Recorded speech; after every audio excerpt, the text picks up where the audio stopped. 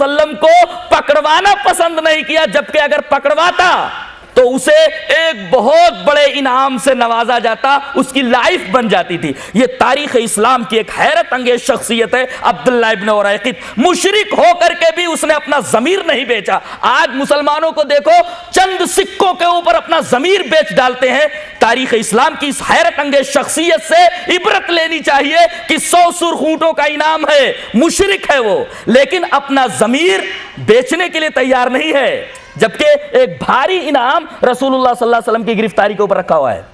یہ تاریخ اسلام کی ایک حیرت انگیز شخصیت ہے عبداللہ ابن اریقط۔ رسول اللہ صلی اللہ علیہ وسلم کو لے کر کے یہ اپنی رہنمائی میں مدینہ کی طرف جا رہا ہے۔ حضرت ابو بکر کے غلام عامر ابن فہیرہ پڑھے لکھے تھے، کاغذ قلم ساتھ میں ہے، چل رہے ہیں۔ حضرت ابو بکر صدیق رضی اللہ تعالیٰ عنہ، رسول اللہ صلی اللہ علیہ وسلم آگے آگے چل رہے ہیں، بغل میں وہ گائیڈ چل رہا ہے عبداللہ ابن اریقط، ساتھ میں عامر ابن فہیرہ بھی ہے۔ سراقہ ابن مالک کو معلوم ہو گیا کہ اسی طرف سے رسول اللہ صلی اللہ علیہ وسلم جا رہے ہیں اور ان کی گرفتاری پر اتنا بڑا انعام ہے، فوراً گھوڑے پر سوار ہوا، گھوڑے کو دوڑاتا ہوا جب اس چھوٹے سے قافلے کے تعاقب میں آگے بڑھا، اس نے دیکھ لیا کہ رسول اللہ صلی اللہ علیہ وسلم جا رہے ہیں، اب تو مجھے وہ انعام ملنے والا ہے۔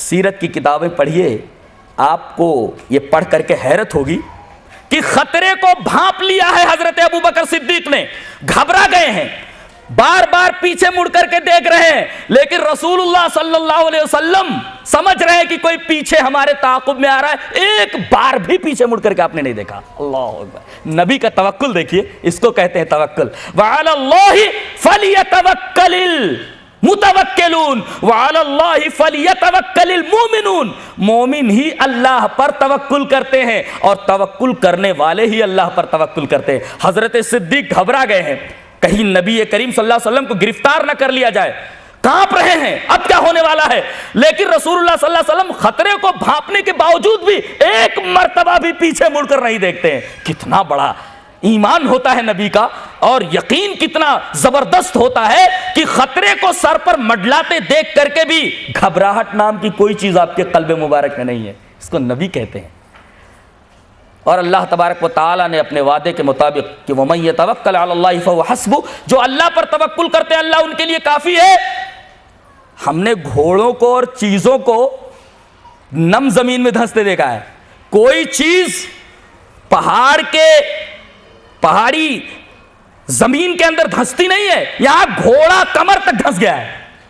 اللہ اکبر، 2-3 دفعہ جب گھوڑا زمین میں دھنس گیا، سمجھ گیا کہ یہ شخصیت کوئی معمولی شخصیت نہیں، اب اپنی جان بچا لو، اب اپنی جان بچا لو، اپنے لیے پروانے امن لکھا لو۔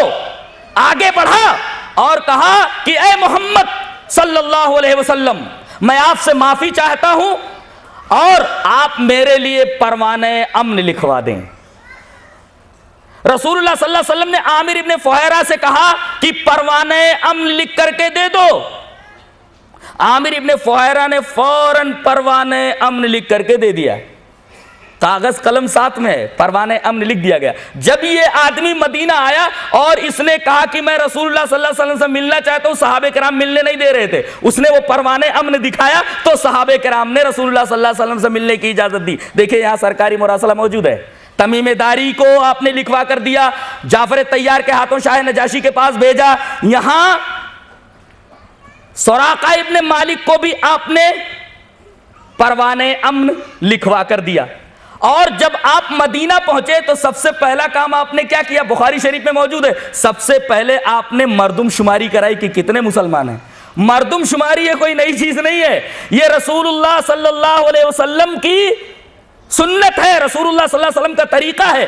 آپ نے مدینہ پہنچنے کے بعد سب سے پہلے مردم شماری کرائی تو اس وقت مسلمانوں کی تعداد، بچے، بوڑھے، عورتیں، جوان ملا کر کے 1500 تھے، یہ بخاری کی روایت ہے۔ اور اس کے بعد آپ نے ایک کام جو کیا وہ بڑا زبردست کام ہے، وہ ہمارے وزراء کے لیے اور بڑے بڑے عہدوں پر ہیں ان کے لیے، ہمارے پرائم منسٹر کے لیے، ہمارے سی ایمز جتنے ان کے لیے یہ ایک بہترین دستاویز ہے اور ایک بہترین اصول ہے، ایک بہترین رول، بہترین ریگولیشنز ہے. آپ نے جب وہاں قیام فرمایا، مشرکین مکہ نے جب یہ دیکھا کہ جن کو ہم نے اپنے پنجے ظلم و استبداد میں پکڑ رکھا تھا وہ تو ہمارے ہاتھوں سے نکل گئے، بہت غصے میں آ گئے. فوراً انہوں نے مدینہ والوں کو خط لکھا کہ ہمارے لوگ وہاں بھاگ کر گئے ہیں، ان کو پناہ مت دو، یا تو ان کو قتل کر ڈالو یا اپنے شہر سے ان کو نکال دو. کتنا بڑا مسئلہ ہے. رسول اللہ صلی اللہ علیہ وسلم نے سب سے پہلا کام یہ کیا، 3 احتیاطی تدابیر اختیار فرمائی. اس لیے کہ دشمن جب طاقتور ہو، اصول، دشمن جب طاقتور ہو تو اپنی قوم کے مفادات کو محفوظ رکھنے کے لیے احتیاطی تدابیر کرنی ضروری ہے. پھر سے جملہ بولتا ہوں، دشمن طاقتور ہو تو اپنی قوم کے مفادات کو بچانے کے لیے احتیاطی تدابیر اختیار کرنی ضروری ہیں. رسول اللہ صلی اللہ علیہ وسلم نے سب سے پہلے معاش کا مسئلہ حل کرایا. دیکھو پاکستان میں یہاں سے بھاگے ہوئے لوگ جب گئے، سب سے بڑا مسئلہ معاش کا تھا. پہلے اس وقت وافر وسائل نہیں تھے، ٹھیک ہے، انتظام خاطر خواہ نہیں ہو سکا. میں کہتا ہوں آج تو پاکستان کے پاس وافر وسائل موجود ہیں، آج بھی مہاجرین ہی کہے جاتے ہیں، آج بھی مہاجرین کا معاشی مسئلہ حل نہیں ہوا ہے. اب اندازہ لگائیے، چند سو لوگ ہی تھے، لیکن ایک چھوٹی بستی میں پہنچنے کے بعد جہاں وافر وسائل موجود نہیں ہے، معاش کا مسئلہ فراہم کرنا کتنا مشکل تھا. بالکل آپ اس طرح آپ سوچ سکتے ہیں جیسے کسی ملک کے اندر جس کے پاس وافر وسائل ہوں 10-12 لاکھ آدمی اچانک کہیں سے آ جائیں اور ان کے معاش اور ان کے گزر اوقات کا انتظام کرنا پڑے. چند سو لوگ ہی آئے لیکن ان کے معاش کا مسئلہ حل کرنا یہ بنیادی بات تھی. رسول اللہ صلی اللہ علیہ وسلم نے سب سے پہلا کام کیا کیا؟ تمام انصار کو بلایا جو مدینہ کے پراپر رہنے والے تھے. کہا کہ دیکھو یہ لوگ سب کچھ چھوڑ کر کے دین کے لیے چلے آئے ہیں. بعض لوگوں کے پیروں میں جوتیاں تک نہیں ہیں، بعض لوگوں کے جسم پر وہی کپڑا جو پہن کر آئے ہیں. دین کے لیے کتنی قربانیاں دے کر آئے ہیں. اپنا وطن چھوڑ دیا انہوں نے، اپنے ماں باپ چھوڑ دیے ہیں، اپنی بیویاں چھوڑ دی، اپنے بچے چھوڑ دیے. اسلام بڑی قربانیوں کے بعد حاصل ہوا ہے.